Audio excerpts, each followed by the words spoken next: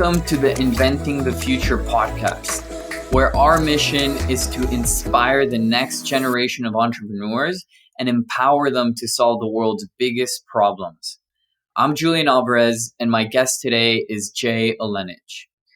So Jay is the co-founder and CEO of Staze, which is a travel app that allows you to book last-minute holiday rentals for a discounted price, and also gives you recommendations on where to travel. But before Jay became an entrepreneur, he was in management consulting. So how did Jay make the transition from consulting to entrepreneurship? So Jay had an insane experience where he rode across the Atlantic, like all the way from the Gran Canary island off the coast of Africa to Barbados, which is an island in the Caribbean. And he did this in a 48-day journey that earned him and his younger brother 3 Guinness World Records. And it was during this journey across the Atlantic when Jay decided to quit his management consulting job and set up a travel tech startup. So in today's conversation with Jay, we explore his 48-day voyage across the Atlantic, which includes a story of a near-death experience and an exploration and an explanation of what went through his mind during this voyage to come to the conclusion that he wanted to become an entrepreneur. We then talk about Staze, the problem they are solving, and the challenges that Jay and his team faced when COVID caused all travel to be put on pause. Jay recounts that COVID was a nightmare for Staze, but also potentially the best thing that could have happened for them. So now with that, let's go ahead and dive in. Jay, how are you doing today? Welcome to the show. Yeah, thank you very much for having me, Julian. Excited to be part of this podcast. So, Jay, I think like a very important point to start on here is I'd love for you to tell me a little more about this journey across the Atlantic, a 48-day journey. Yeah, why'd you do it, and what came out of it in the end? Yeah, sure thing, Julian. So why you do it? Why do it? That's a great question. Why do lots of people do anything? Why do people do anything? So the truthful answer to why did we do it is I went to the University of Bristol. Studied physics, had no idea what I wanted to do with my life. Saw that 2 guys had become the youngest pair to row any ocean, and one of them was a couple of years older than me at Bristol, and thought, oh wow, I'm younger than these guys. If I find someone about the similar age to me, we'll break this world record, which was the youngest pair to row any ocean. So sillily, like very silly, I decided, right, I'm going to do this adventure. And this was back when I was 18 years old, and went and found a rowing partner. We tried to pull together a campaign to row across the Atlantic. You don't just go and row across the Atlantic. It's actually a massive fundraising campaign. You have to raise tens of thousands of pounds. Wow. You have to get sponsorship to do that. You have to buy a boat. You have to buy shipping. You have to buy all the equipment. You have to train for it. It's more than just rocking up and doing it. Managed to do that with one partner. The partner dropped out along the way, ended up delaying by 2 years, and then I set up with another partner. They dropped out along the way, and then eventually I managed to convince my brother to join me in this adventure. So when people often ask me like, why did I do it? It's first it started off on like, I wanted to get this world record, and then it was like, right, I've gone so far down this line now, I just want to get this done. It was sort of like resilience and self-pride that it could be done. So the hardest part of that entire journey was actually getting to the start line.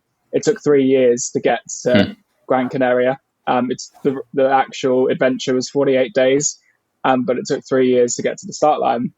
Wow. Ended up doing it with my brother. We rode from Gran Canaria to Barbados. It took us 48 days. We saw a load of cool, interesting things whilst we were out there, from the night sky, which you couldn't see. Well, there were no light pollution, so the best night sky you could ever see. We had dolphins, whales, blue whales, and we had fluorescent algae throughout the entire sea. But on the other side, of the flip side of it is, it was basically 48 days by myself with just my brother and no entertainment. We ran out of power after we ran out of power after 3 days, which meant we had nothing, almost nothing to keep ourselves entertained apart from each other and our own thoughts. And then, yeah, we just had to row for 45 days with no entertainment and just my own thoughts.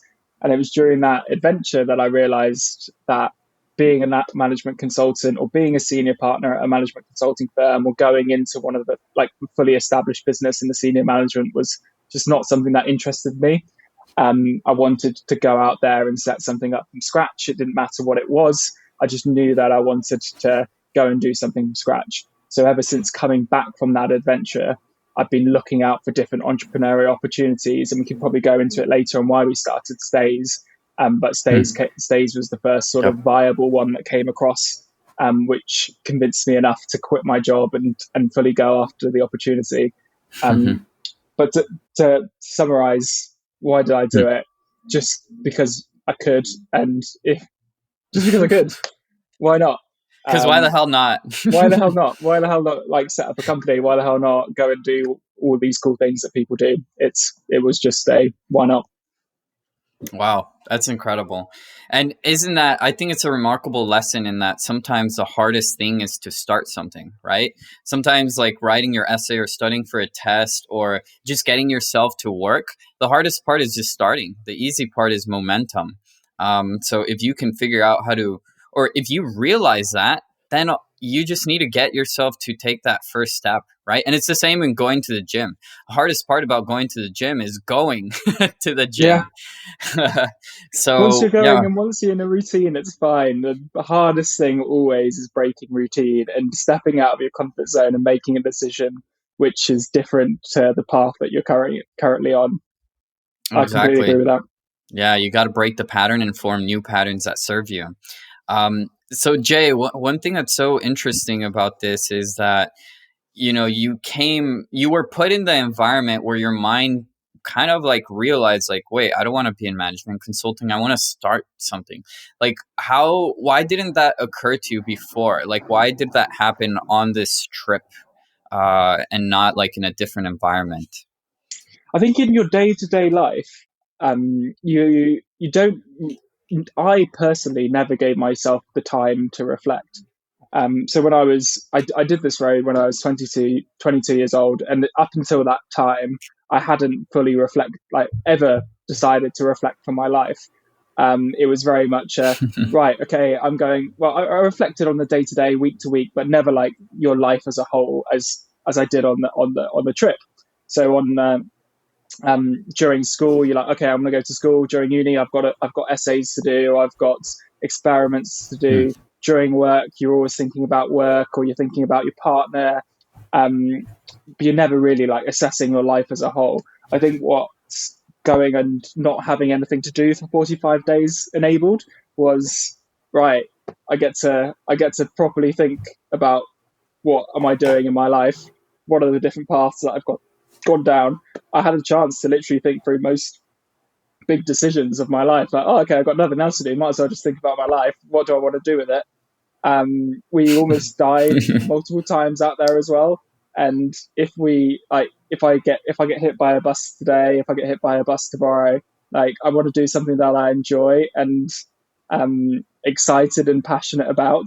And I think that was the big one as well. Like, once you realize that, oh, okay, like, you could really die at any point. People die all the time. People get hit by cars. I'd rather die doing something that I enjoyed than not pushing them, like just sticking with stuff for the sake of it. So I think how you would enable that in a sort of normal environment, not having to row the Atlantic after 45 days, is probably just need like an entire weekend to do nothing. Turn off your phone, turn off all distractions, turn off Instagram, don't go and speak to anyone, go to a cabin in the woods and just don't watch any TV. Just turn off all external distractions and think about yourself for 2 days. I reckon that will do the trick. It will. And I say that from experience because I've done two silent retreats before where I went 4 and 5 days without using any social media or any devices at all or the internet. And it's just insane what happens to the mind when it's disconnected from all this stimulation and disconnected from the world. Like, really, when you're able to disconnect yourself from the world, you're able to more deeply reconnect with yourself. And you have no choice. If there's no external stimuli, then you have no choice but to go within yourself and go deeply within yourself. So what's interesting about your trip is that wasn't even the intention or the purpose, but it turned out to be probably like the most valuable thing that came out of it. It was an unintended consequence out of just like a crazy trip, right? And Yeah, so, definitely. I wouldn't have personally decided to go on a weekend or a 5 day silent retreat. It was a forced 48 day silent retreat. yeah, no, that's insane. So you mentioned, yeah, you were in the face of death many times, and I read that during your voyage across the ocean, you had taken a water maker, which I think is a device that you can like desalinate the water in some sense, but that ended up breaking after like 6 days into the voyage, and at that time. You mentioned that it was like the end of the world for you because it's like, well, fuck, we don't have that much fresh water left. So you knew at that point that you face a real possibility of dying and dehydration. So I'm curious, like what went through your mind at that point? How'd you overcome it? And also how would you relate this to like a problem of life and seemingly life and death situation in a startup or in your entrepreneurial life? Yeah, sure. So I suppose on that particular example, which you brought up around the desalinator, um, I suppose that wasn't the life and death. That wasn't a life and death situation ultimately for us. We had other ones where we capsized, and it was very much more like instant. So I'll talk about the capsizes first, and then I'll talk about the desalinators What second. is capsize? Capsize is when like your boat goes sideways. Oh, okay. So yeah, everything's like thrown out the boat on the side. The boat's sideways. It's not the way it's meant to be. Water comes gushing in. Hmm. It's not a good thing for a boat. Look up capsizing. That would be a good time to put a picture of a capsized boat. If you do that. So so in the middle of the night, probably a couple of days in, it was maybe like 4 a.m. Big freak wave came. So it was flat, pretty much flat. Freak wave came probably. I never saw it. I was in the cabin, like 20 meters high. Took out the boat sideways. The boat completely capsized. Well, it was partly capsized. And my brother was thrown out the boat. And the problem is, if you're not tied on the Atlantic or at sea, and you leave the boat, you're never going to get back on it. So there's no way that you can catch up with the speed of the boat that you drift away. So any time that you fall out of the boat, you genuinely could never see the boat again and never see each other again. So we capsized. I woke up on the side of the boat. I knew my brother was washed overboard, and was like, "Oh my god, is he dead? I can't hear him shouting his name. Are you okay?" Opened up the door. Eventually, he was there, just lying on the floor. After being taken out by this wave, and the boat self-rise, written itself. And that's like genuinely a life or death situation. So it could have gone very differently. He might not have been there. And I would have been on the boat by myself with no way of finding him in the dark, and probably would have never seen him again. And the only thing that really saved him was like a leash being tied onto the boat. And if he didn't put on that leash, like he'd be gone. So I suppose in those sorts of situations, you're just like adrenaline out. Oh my god, I could have lost my brother. Oh my god, I could have been dead. That happened a couple of times, but you just sort of get used to it. And when you reflect on things afterwards, you're like, okay, like what's the worst that can happen at work today? Genuinely the worst thing that can happen at work is I get hit by a car on the way to work or on the way back from work. Like anything else that happened at work, even if my entire business collapses and goes bust today, or we get sued, the worst thing that can happen is me or my family or my team and employees get hit by a car on the way to work. That's the worst thing, and anything else isn't as bad and can be dealt with. So it puts a bit of perspective on problems. Going back to the water maker situation, So the water maker was what we had is it's called a desalinator. It turns salt water into drinking water, and you can't carry enough drinking water across the entire ocean to survive because it will be too heavy. You'd need a bigger boat. It will take too long. You'd need like thousands of liters of water, and you just can't carry it. So you take a desalinator. And our motor of our desalinator broke after like 5 days. So we had to work out how to basically create our water maker into a manual pumping water maker so we could hand crank our water maker and make drinking water for us each day. So it wasn't an imminent life or death situation. It was this is going to cause us a lot of pain over the next couple of days, well, months actually, month. So each day we had to row for 12 hours and hand crank this water maker for 2 hours each day. So we were doing basically 14 hours of exercise each per day, and 2 hours of those days was to make our drinking water. So whenever you run a tap now, it's like, oh, this is so easy. I don't have to work for 2 hours to get 4 liters of drinking water, some of it which goes into rehydrating our food. And I suppose in terms of how that affects the way you think about business, it's like a classic thing. It's a problem, and you just have to fix it. Like there's no one else was going to fix that for us. No one else was going to tell us what to do over the phone. It was this thing has our life on the end of it, because if we can't fix the water maker, we're going to run out of water in 10 days, and we've probably got 50 days left of this adventure. So we have to fix it. And that happens all the time in startups. Lots of things get thrown in your way. No one else is going to come there and fix it. It's like, right, you're either going to have to fix this yourself, or it's not going to get fixed, and your ship's going to sink. So I suppose that's how I would link that particular experience to setting up a startup as well.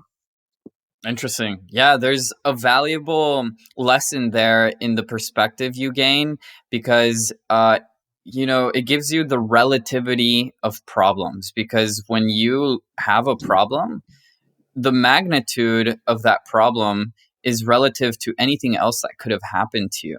And the thing is that there's always something worse that could have happened. And the thing is that, like, how big you make the problem in your mind determines how strongly you feel about it. And if you realize that, well, relatively, this problem could have been a lot worse, then that gives you kind of like it puts you more at ease so that you can tackle the problem in a better state of mind. So yeah, no, great lessons, man. I could probably talk about this forever, but I really want to transition into Staze now, like what came as a result, one of the many results, I'm sure, out of this rowing experience. So yeah, just to like start off with Staze, like what do you guys do as a brief overview, and what's the mission that you guys sure. have? So Staze is a last minute booking app for holiday rentals. And we're starting off in the UK, last minute being defined as the next 14 days. So we sell last minute discounted staycations. And our mission is to enable people to go out and live fun, free and fulfilled lives. So we very much believe that every day is something special. And we want to enable people to book holidays and book trips at the last minute, which enable them to experience new things and new cultures and like break their everyday what they were doing every day, like such as sitting at home and working in another Zoom and another Zoom. So we are a last minute staycation app, enabling people to live fun, free and fulfilled lives. Interesting. Yeah, no. And we'll dive deeper into the solution. But one thing to highlight there is I want to explore kind of like the necessity and the problem space here. And one thing I'll start off by saying is that which you mentioned in your website is that like travel is a human necessity in a way. And if you think about it, humans have several needs, but two of the most common needs that we have are the need for certainty and comfort, right? We want things that are familiar, but we have an opposing need, the need for variety and discomfort, like something new. And travel is directly connected to fulfilling that need of variety. So it's something that's kind of like innate, and travel really enables not only the adventure and the fun, but the variety of exploring a new place and experience. So I'm curious if you could expand a little bit on the problem space. Like, how would you describe the problem that you're trying to solve? Maybe not just for the travelers, but for the host and other people that may be involved in the whole scope of this. Yeah, sure. So I'll talk through both problems in the marketplace. So we're setting up a marketplace. We are an app. We make money by taking commission. I'll start off with the demand side of the marketplace. So you guys as guests. So you've probably gone and booked a holiday in the last year or two. Actually, maybe not with COVID, but you remember what it's like to book a holiday before the times of COVID. It's incredibly difficult to book last minute deals or just last minute holidays or holidays full stop. So what we found is it often takes people 4 hours of research before they found somewhere that they want to go and book, or up to 12 Google searches or 12 Airbnb searches. And we think that's fundamentally broken. So what I like doing to describe this particular problem is like using an analogy of Blockbuster versus Netflix. So you think of 20 years back, you know Blockbuster, the DVD store.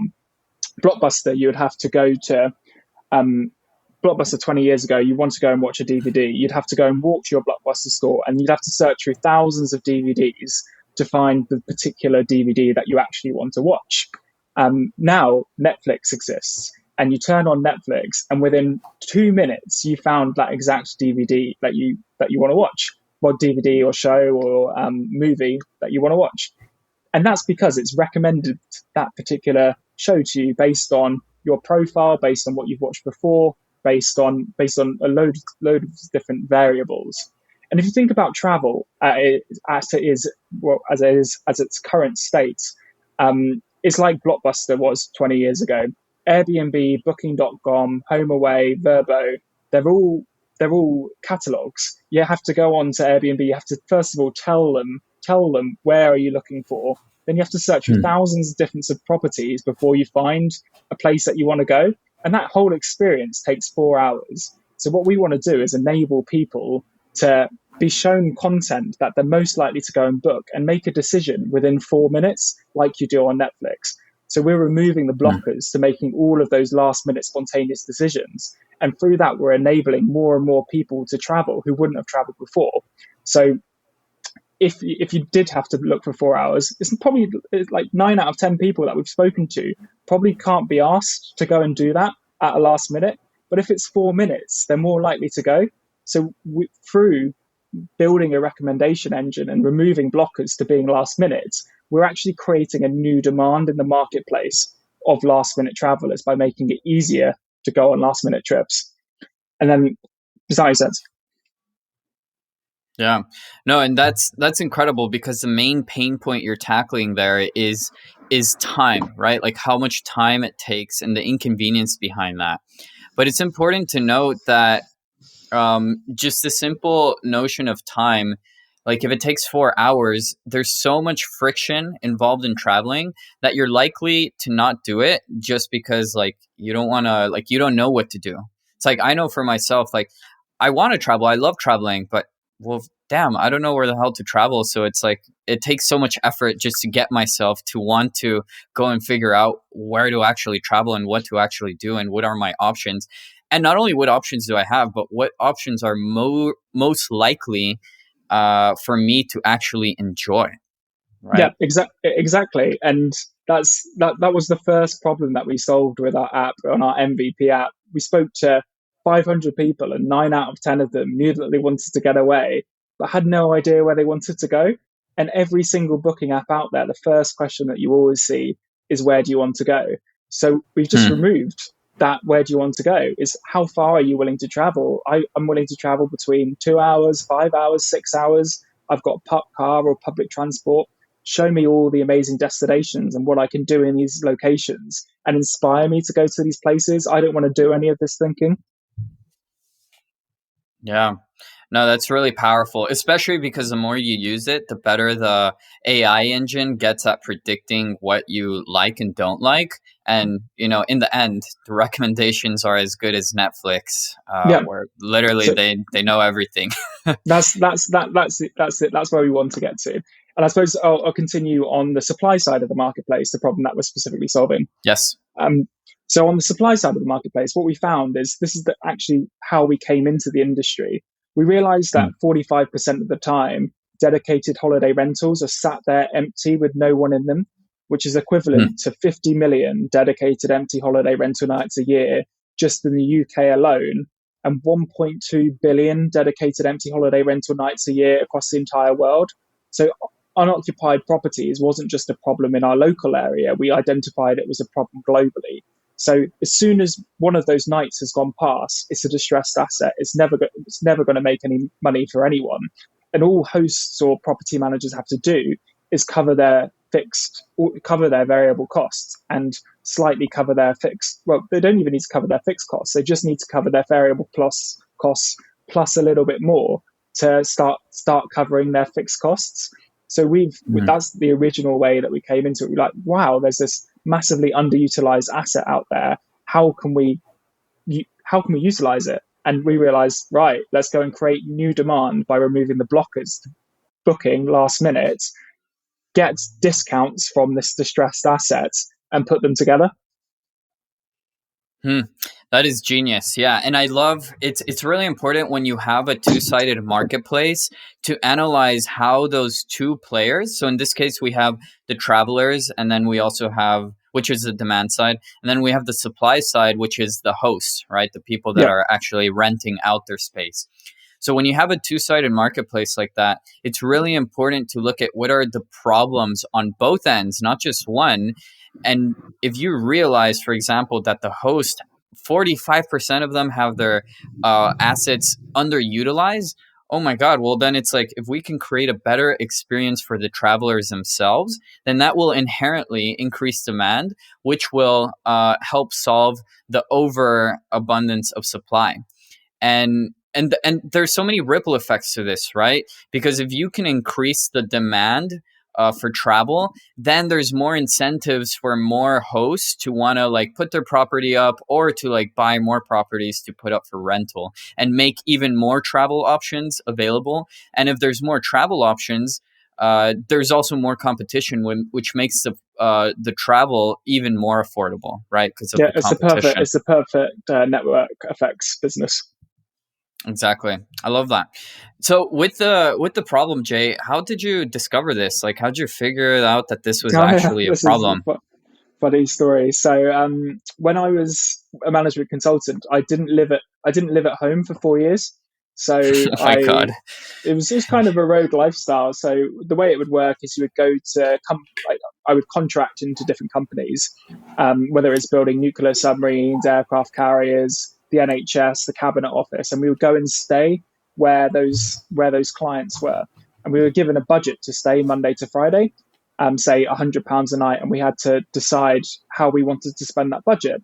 So the first year or so, I stayed in hotels, then got very sick of room service and eating out all the time, and then I started moving into Airbnbs and service accommodation.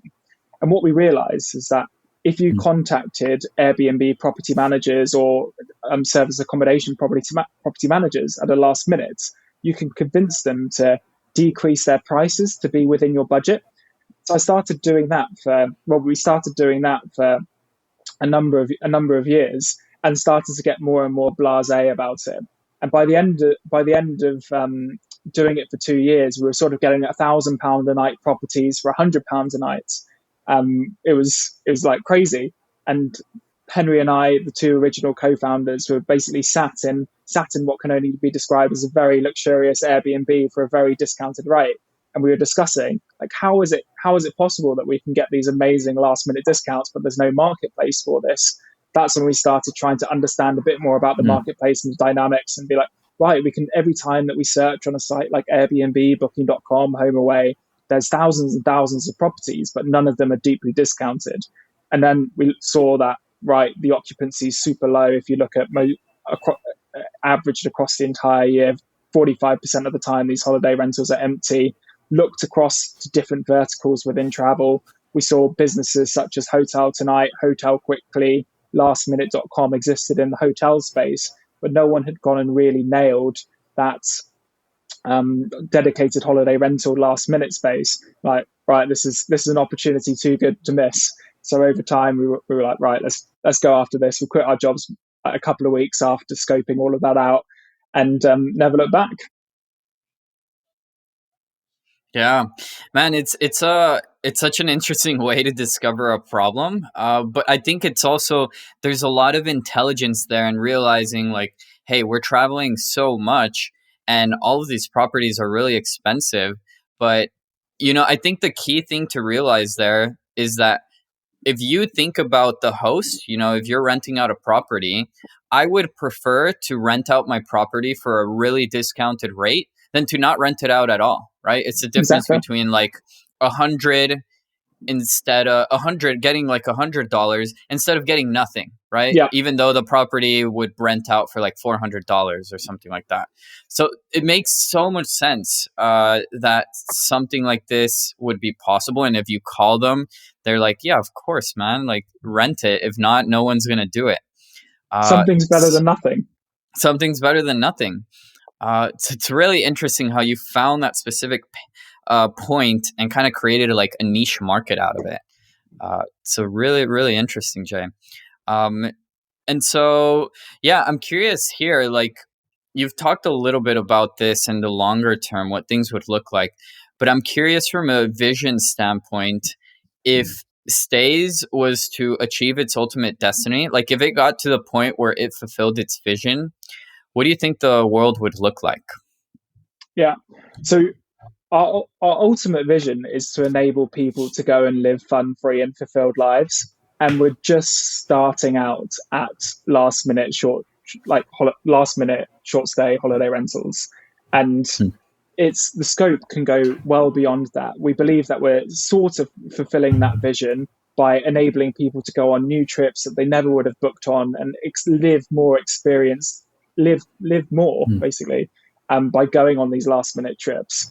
But where we can go is far beyond last minute holiday rentals, anything that you could think of. So am I going to go to a last minute festival? Am I going to go to a pub which has some amazing discounts on close to me? Am I going to book a new train to go to a new country and stay and experience all what that country has to offer, as well as booking a couple of events along the way? I think whatever we go and merge into, it always has to come back to that, like, what are we doing? We want to just enable people to live fun, free, and fulfilled lives. And I think the scope is sort of endless. We could just keep on building and building and building out into different verticals, not just in travel. But what we believe we want to create at Staze is just people having a more fulfilled life because we've existed. Yeah. That's beautiful. I mean, that's what I think the power of a vision that's that encompassing is, because then there's so many different ways in which you can fulfill it. Obviously, that comes with the challenge with like, whoa, there's so much we can do. How do we focus and prioritize? But that's part of like where the strategy comes in. And like, we'll start with travel and last minute booking options. But from there, to fulfill our mission, there's literally so many directions we can go in. And one thing to highlight there is that you have two options. You can either do vertical integration, which is what you were mentioning, where you go into different verticals like restaurants or concerts and last minute booking for them. And the key there is that you're using the same economic model of last minute booking, but applying it to different verticals and seeing how that applies and works. Or you could do horizontal integration, which is not just last minute booking for travel, but how can we improve other parts of travel? Like, and there's different stages to travel. There's like before you travel, then it's like while you're actually traveling, and then there's like the after travel experience. So you could integrate it horizontally as well in those different areas, all of which are kind of guided by the mission and values of the company. So it's really cool to see the direction you can go in there. Yeah. So, Jay, with that, one last question I want to ask with Staze actually is how did you manage the COVID situation? What did you do? What did that situation do to you guys? And if it was challenging, how did you guys navigate through that? Yeah, well, COVID was definitely a challenge. Like, and I'm sure for a lot of people listening, that yeah, COVID was a absolute nightmare for us, but also potentially the best thing that's happened to this business. So it's a double-edged sword. So Interesting. how it affected us, we came up with the idea of Staze, sort of like in December 2019. Ended up handing in our notices at our jobs in January 2020, going full time February 20, well, February March March 2020. We had 3 weeks worth of traction. So we managed to onboard thousands of properties in our first 3 weeks. We managed to get a bunch of bookings in our first 3 weeks. And then in the UK, at least on the third week in March, we went into a national lockdown. So no one was allowed to leave their homes. No one was allowed to travel. You had to go to you couldn't go out for exercise. People weren't allowed to go to school, and that lockdown lasted until June. So we had I just quit my job, had 3 weeks of traction, realized, oh God, when is travel gonna come back? And what we actually ended up doing is just continuing to onboard the supply side of the marketplace. During that time, we decided to start increasing our network in the VC space as well. So I went and spoke to a load of VCs, not particularly like asking for money, but just so that I could keep them along on the journey as we continued. Henry and I, both the co-founders, we actually went and contracted back into. We had no idea how long this was going to last, so we were burning through our personal cash runways at that point. We were like, okay, could it be a year? Could it be 2 years? Could it be 3 years? Like, could it be 2 months? No idea. So we actually went and contracted back into different roles, just to keep our own cash coming in. Because you don't want to burn through your entire personal cash runway at the wrong point in time, because then you never get a chance to give it a proper go. So we went back and contracted. I actually contracted for the Cabinet Office in the UK on COVID response. So I was very close to understanding, like, okay, what are we doing on COVID response, which was sort of like a tactical contract. And we just went through that period of time. Coming into June, we realized, right, we needed a third technical co-founder. That's when we came across Dustin. We managed to convince Dustin to quit his job in the middle of the pandemic and to come and join us on this adventure. He obviously believed in what we were trying to do enough to do that. And since sort of like June, July, we've been building up an MVP and a beta and testing it out with lots of different types of users. And then we've sort of been in like building and stealth all the way since that point, because the UK has been on periodic lockdowns. So we're now in a point that we've done integrations into supply companies, which unlocks hundreds of thousands of properties throughout the UK, Europe, and the US. We've built those supplier relationships. We've built our app to be able to take a load of bookings. And we're just waiting for the 12th of April, when people can travel again, and hoping to really start getting those exciting metrics, exciting revenue metrics, because we're not allowed, we can't take bookings. We're a staycation holiday, or we're a last minute booking app for holiday rentals, and people aren't allowed to go travel. So it's been a really, really weird dynamic. Normally you would go and build a business in a time where you can quickly iterate and test and generate revenue quickly. What we did was we proved to ourselves in 3 weeks there was something here, and then sort of been like building it and testing it when people were allowed to travel, and then building it in the next lockdown and testing it when people are allowed to travel. So it's been a very weird building cycle. Well, testing and product cycle. But we're coming up to the end of lockdown in the UK now, and hopefully we'll be learning a lot from the 12th of April as more and more people are booking on our app. Yeah, no, that's funny. I'm glad you had the 3 weeks before COVID to get some validation, Yeah, some sort otherwise of we wouldn't have done validation. anything. Yeah, that's If it was insane. 3 weeks earlier, we would have never continued. That's crazy. And Man, sometimes timing is everything. if we didn't hand in our notices when we did, we would have never done this, Yeah, because no, because it would have been too easy to stay in the job. yeah, of Why would you course. leave a good job if you're in the middle of a pandemic? It'd be crazy. Yeah, no, it'd be nuts. But I think the genius behind this is that you focused on what you could do and what you could control, right? Obviously, you can't control COVID, you can't control the lockdowns, but it's like, okay, there's several things we can start doing here to prepare for when travel does resume. And so you built your supply chain and got more demand and built like systems in place that would help enable that. And I'm sure at times when things have reopened, you've been able to test a little bit, but that type of proactivity in working around the potential of what you're able to do, that's really what's I think going to enable you to succeed and get more success once travel does resume. So I'm excited to see what happens then. Yeah, that makes both of us. Makes both of us cool. Awesome. So Jay, for the last quick segment here, I want to dive into like the psychology and mindset that goes into entrepreneurship. So, you're a first time founder, and I'm curious, when you first started your company Staze and you made that initial entrepreneurial leap, what were the fears, doubts, limiting beliefs, or insecurities that passed through your mind? And how did you overcome them or reframe them? And also, do you still experience a lot of these things, or was it mostly just in the beginning?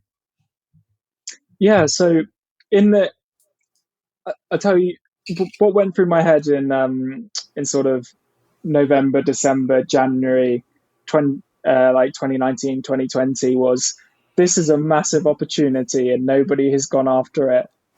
What I was in a very, very lucky position where if I left my job, I knew that I could go back. So I knew that people had left the company that I was working for before and then gone and tried new things. And then if it didn't work, be able to come back. So I had that sort of, say, like, what's the worst that can happen? I go out for a year, I go out for 2 years, and then I can always come back to being a management consultant. I know that, like, I'm not going to be on the streets. Fortunately, not in a position which I'll go and have to live on the streets, because I could always go back to that sort of career path. So the sorts of thoughts were like, I've got nothing to lose. The Hmm. worst thing that I've got to lose out on is a year's salary, um, 2 years salary, whatever it is, during a period of time, which I go and try out something super cool and see if it works. But the upside is incredible. Like, we can genuinely go and create a multi-billion-pound business. And I even if this entire thing fails in a couple of months or a couple of years time, I would have learned an incredible amount and met some amazing people. I've Hmm. already met amazing people and learned an incredible amount during the time that this business has been existing. So I was of the mindset that there is nothing I could lose by going and setting this business up, and that if there was any fear or doubt, I don't think it. Like, I didn't have any fear or doubt, because there was nothing to lose. Just money, just much short term amount of money was the only thing that could be lost, and probably progressing up a management consulting pipe,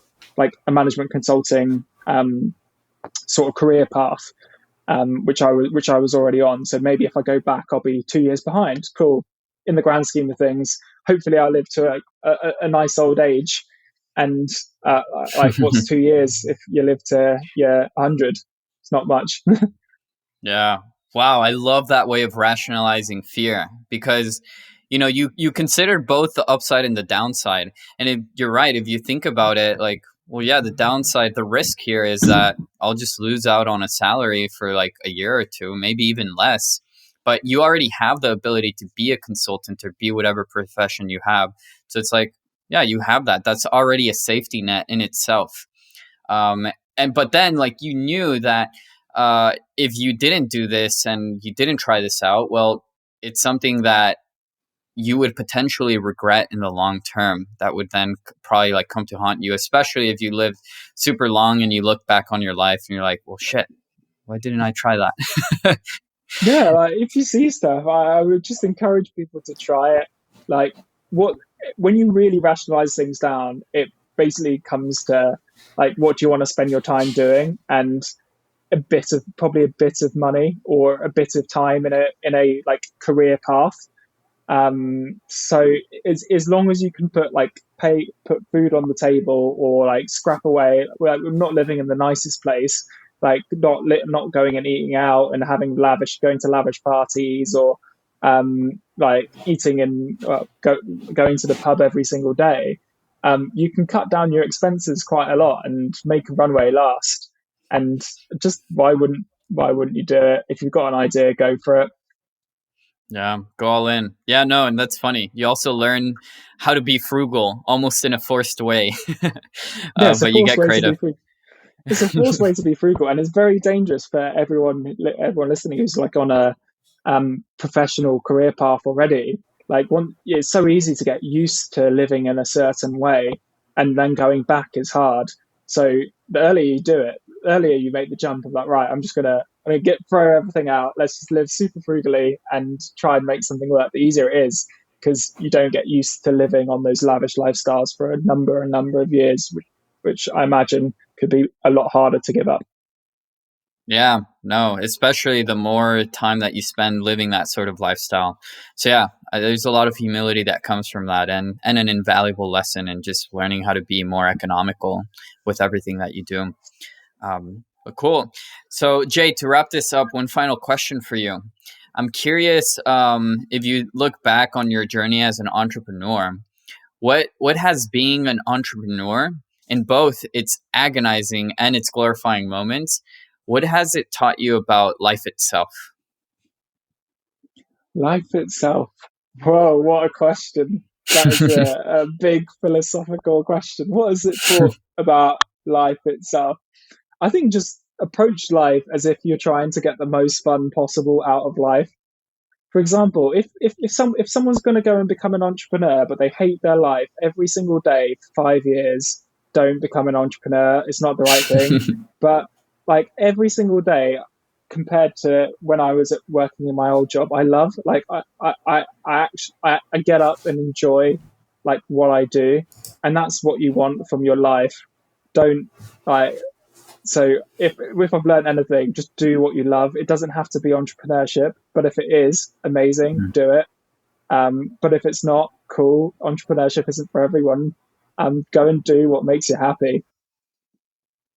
Yeah, it's simple but powerful, and the thing is that I think the key there is experimentation, because we may have ideas of what we like or don't like, but you're only going to know until you experiment. So if you have the itch, you have to try it and find out for yourself, and you just have to be very internally aware of how you're feeling with where you're currently at and the things that you're trying, and use that as a compass to guide you in the direction of living the most fulfilling and euphoric life possible. Exactly. Wow. Cool. All right. With that, Jay, thanks for being on the show. I'm really excited to see where Staze will end up going. And so yeah, with that, we'll go ahead and wrap it up. I'll include links to connect with Jay and his social medias and whatnot in the show notes, as well as in the show notes we'll have a transcript for the conversation and a lot of other resources mentioned throughout the conversation. But yeah, with that, Jay, thanks for being on the show. Appreciate Cheers, it. Julian, and thank you very much for everyone listening. Yeah, thank you guys for listening, and we will catch you all on the next episode.